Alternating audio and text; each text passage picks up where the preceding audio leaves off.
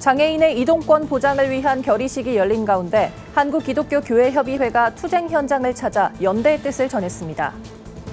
고난주간이 이어지고 있습니다. 2000년 전 인류를 위해 희생한 그리스도의 고난을 되새기는 특별 새벽기도 현장을 다녀왔습니다. 올해 부활절을 앞두고 한국교회 주요 교단에서 부활절 메시지를 발표했습니다.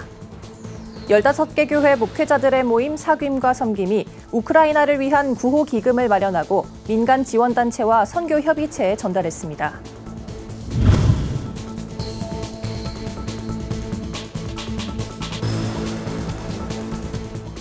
여러분 안녕하십니까? 구티비 뉴스입니다. 장애인의 이동권 보장을 촉구하는 전국장애인 차별철폐연대의 12차 투쟁 결의식이 열렸습니다.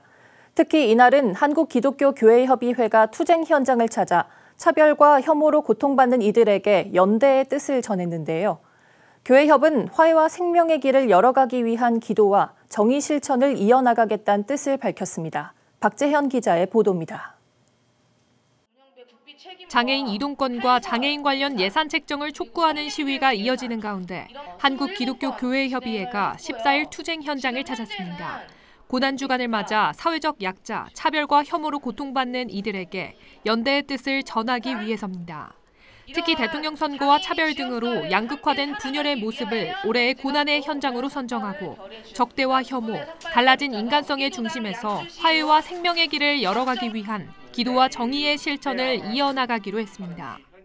장애인의 이동권이 보장된다라고 하는 것은 우리 사회 전반의 생존권이 보장되는 것을 의미합니다. 장애인의 이동권이 보장될 때, 생존권이 보장될 때 우리 사회는 비로소 위험사회에서 안전사회로 이동할 수 있습니다. 이어 발언에 나선 교회협 육순종 교회일치 위원장은 비장애인이 장애인에게 속도를 맞추는 게 문명이라며 이들 모두가 함께 살아가는 사회를 만들어 나가기 위해 끝까지 연대할 것을 다짐했습니다. 예수님 같으면 어떻게 했을까 하는 마음을 가지고 돌아보니까 가서 함께 해줘라. 곁에 서 있어라.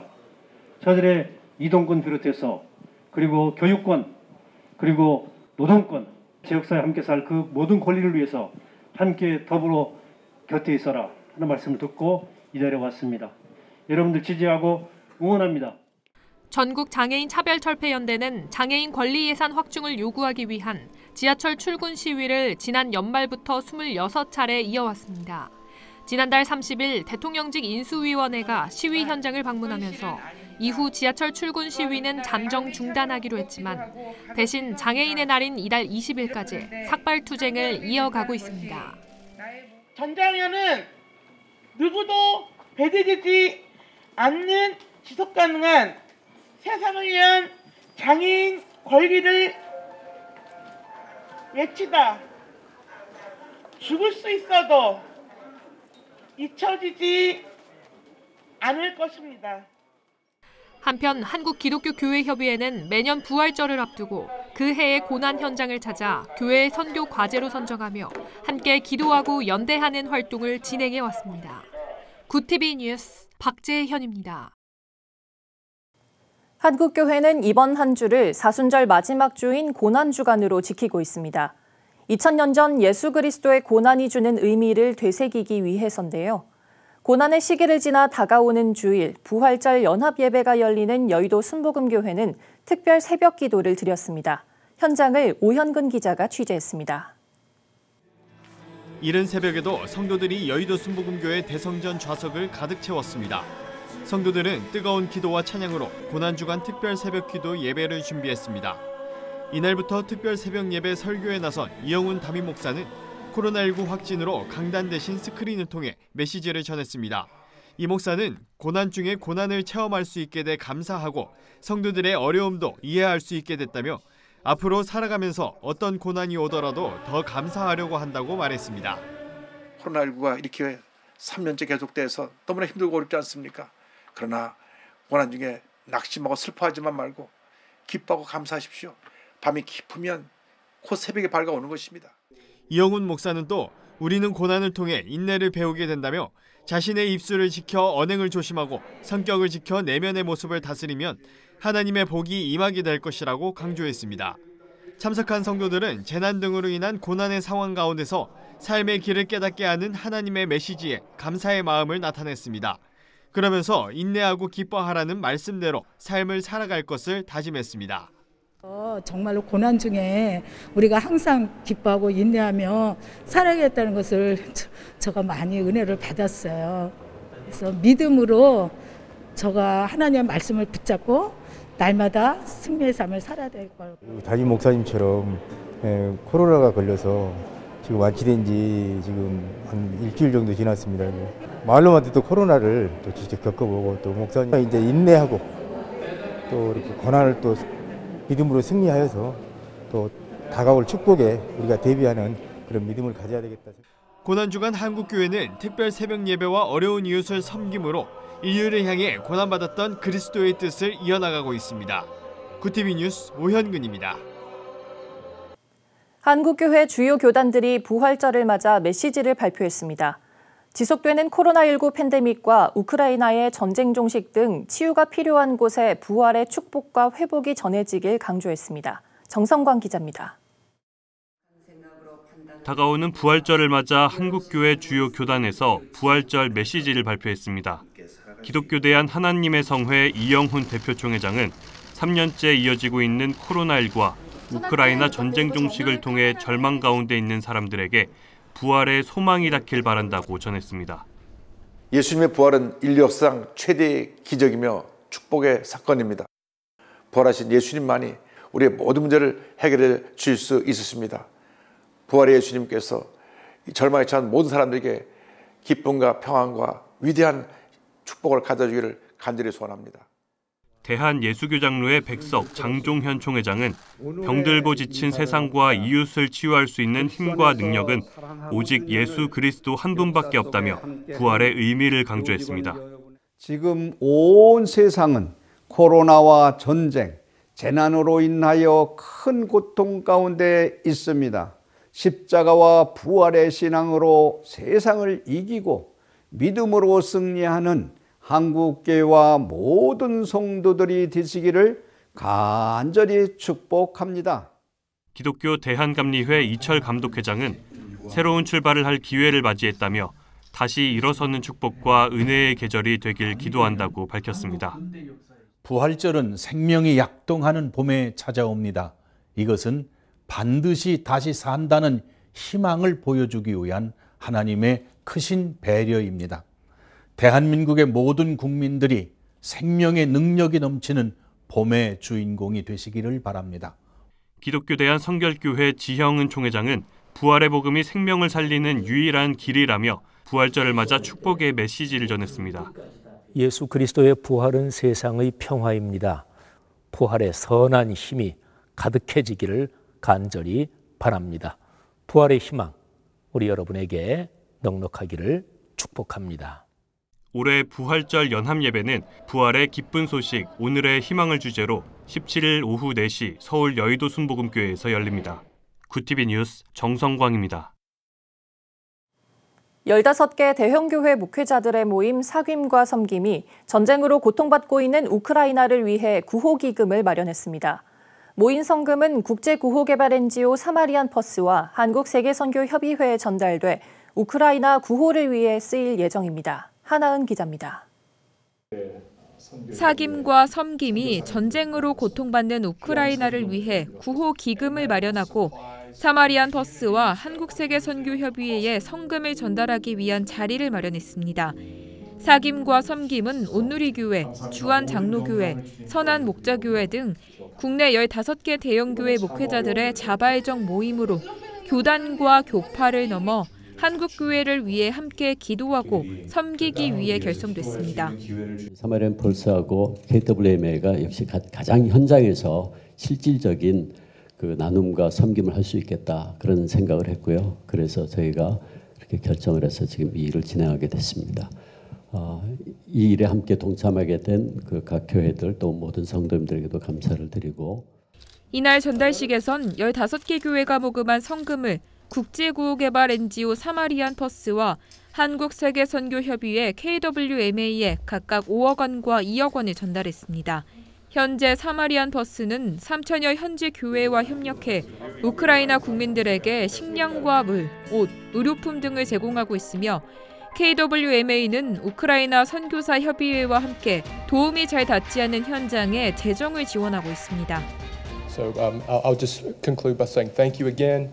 I appreciate your partnership and I hope this is the beginning of a great relationship working together to help in Jesus' name. 후원금을 전달받은 KWMA 박래득 사무총장은 우크라이나는 입지적으로 유럽 선교의 요충지가 될 것으로 보인다며 한국교회가 더 관심을 갖고 집중적인 후원과 구호의 손길을 전해주길 바란다고 전했습니다. 구TV 뉴스 한나은입니다. 한세대학교 영산신학대학원 원우회가 고난주간의 의미를 되새기며 특별 찬양전도를 열고 있습니다. 한세대학교 김정일 총장 대행은 코로나19로 어려운 시기지만 이번 고난주간 전도 활동을 통해 하나님의 복음으로 한마음이 되는 한세대학교가 되길 바란다고 전했습니다.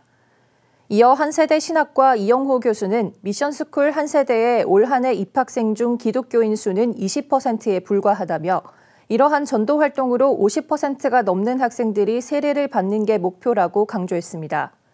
한편 이번 고난주간 특별전도는 오는 15일까지 한세대학교 본관 앞에서 진행됩니다. 글로벌 선교방송단 12기 최민숙 선교기자가 보내온 소식입니다. 20여 년의 역사를 지닌 초교파 목회자들의 기도 모임인 선한목자기도회 4월 모임이 12일 천안축복교회에서 개최됐습니다. 이날 기도 모임은 내달 새 정부 출범에 앞서 나라의 안정과 코로나19 극복, 경제 회복, 민족 복음화를 위해 기도하는 시간으로 진행됐습니다. 대표회장 영도교회 전재승 목사는 2달에 한 번씩 회원 교회를 순회하며 민족 복음화와 남북 통일 등을 위한 기도 모임을 갖고 있다고 설명했습니다. 오늘의 이슈 포커스입니다. 한국은행이 치솟는 물가를 잡기 위해 지난 1월 이후 3개월 만에 다시 기준금리를 올렸습니다. 한은금융통화위원회는 14일 오전 열린 통화정책 방향회의에서 현재 연 1.25%인 기준금리를 1.5%로 0.25%포인트 인상했습니다. 한은금통위가 현재 총재 부재 사태, 우크라이나 사태 등에 따른 경기 하강 우려에도 불구하고 이같이 결정한 건 최근 물가 상승 압력 때문입니다. 미국 연방준비제도의 빅스텝, 기준금리를 한꺼번에 0.5%포인트 올릴 가능성도 영향을 준 것으로 분석됩니다. 2040년에는 우리나라 인구 3명 중 1명이 65세 이상 노인이 될 것으로 관측됐습니다. 통계청이 발표한 2020년에서 2040년 내 외국인 인구 전망을 보면 65세 이상 고령 인구는 2020년 807만 명에서 2040년에 1698만 명, 총 인구의 35.3%로 2배 이상 늘어날 전망입니다. 15에서 64세 생산 연령 인구 대비 노인의 비율을 의미하는 노년 부양비는 2020년 22.5명에서 2040년 63.4명으로 생산 연령 인구 3명이 고령 인구 2명을 부양하는 수준까지 오를 예정입니다. 고위공직자 범죄수사처가 2026년을 목표로 독립청사로서의 이전 계획을 공식화했습니다. 공수처는 지난 13일 조달청을 통해 청사 적정 규모 등 기초자료 확보를 위한 연구 용역 입찰을 공고했습니다. 총 사업 금액은 1억 원이며 용역 기간은 계약 체결일로부터 1년, 독립청사 준공 목표 시점은 4년 뒤로 제시했습니다. 독립수사기관임에도 행정부가 관리하는 정부 과천청사에서 더부살이를 해 보안 문제 등으로 논란이 있었던 만큼 공수처는 청사 이전 작업에 속도를 낼 것으로 보입니다. 벚꽃의 이른 낙화로 서울 여의도 벚꽃길 보행로 개방이 예정보다 나흘 앞선 13일 오후 10시에 종료됐습니다. 여의서로 일대 벚꽃 낙화율은 70%를 넘은 것으로 파악됩니다. 18일 정오까지 예정됐던 서강대교 남단부터 의원회관 사거리 1.7km 교통통제도 나흘 앞선 14일 오전 11시를 기해 해제됐습니다. 한편 3년 만에 개방된 여의서로 봄꽃길에는 지난 주말에만 약 26만 명의 방문객이 몰린 것으로 추산됩니다. 이슈 포커스였습니다. 구TV 월드와이드입니다. 세계보건기구 WHO가 현지 시간 13일 코로나19에 대해 국제적 공중보건 비상사태를 계속 유지하기로 했다고 밝혔습니다. WHO 코로나19 긴급위원회는 통상 3개월에 한 번씩 회의를 열고 코로나19 확산 상황 등을 평가합니다.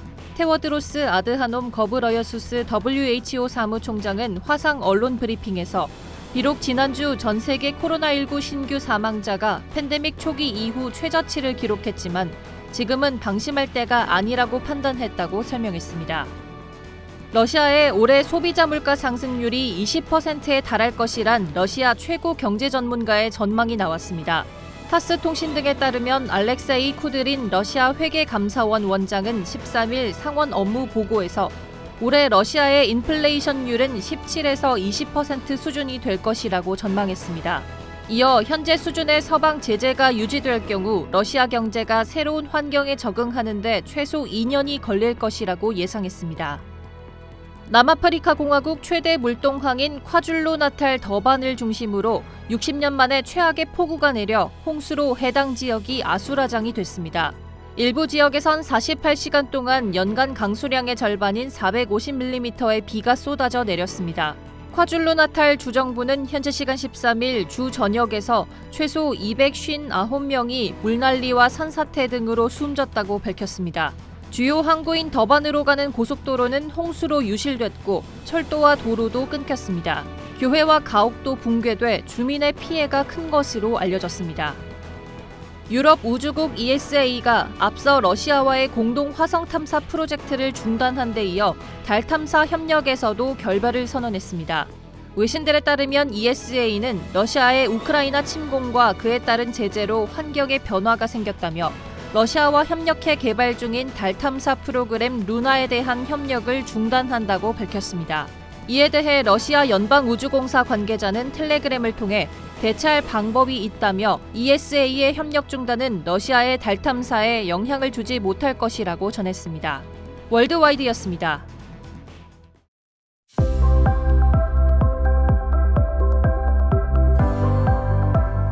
내일부터는 비 소식 없이 대체로 맑은 날씨가 이어지겠습니다. 흐렸던 하늘은 오전부터 개고 기온도 올라 바깥 활동에 무리가 없겠습니다. 제주도에는 바람이 강하게 불 전망이니 시설물 관리와 안전사고에 유의하시기 바랍니다. 미세먼지 농도는 전국이 좋음 수준을 보일 것으로 예상돼 외출하시기 좋겠습니다. 이어서 전국 날씨입니다. 내일 한낮 최고 기온은 서울 19도, 강릉 14도, 대전 19도가 예상됩니다. 남부지방은 광주 21도, 부산 17도까지 오르겠습니다. 날씨였습니다. 한국교회는 부활절을 앞두고 기도와 이웃사랑 실천에 나서고 있습니다.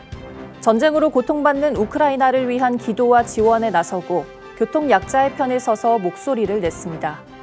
그리스도의 부활은 교회가 기독교 정신으로 세상을 변화시키는 근거입니다. 한국교회를 통해 그리스도의 축복과 회복이 흘러갈 수 있길 바랍니다. 이상으로 뉴스를 마칩니다. 함께해 주신 여러분 고맙습니다.